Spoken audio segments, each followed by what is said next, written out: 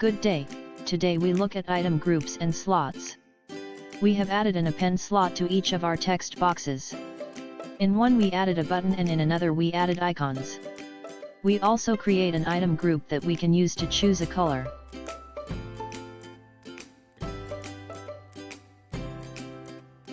We add an email text box.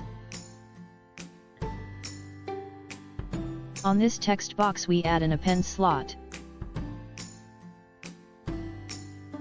On the append slot we add a button.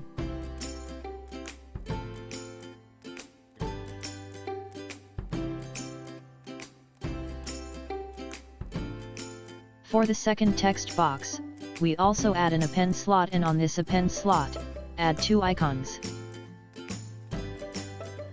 When we bind the icons and the text box, we are able to trap the click events. For our color picker, we have used an item group, specified which colors to choose from and added this to row 2 column 1. The selected color will be saved to the group color v model.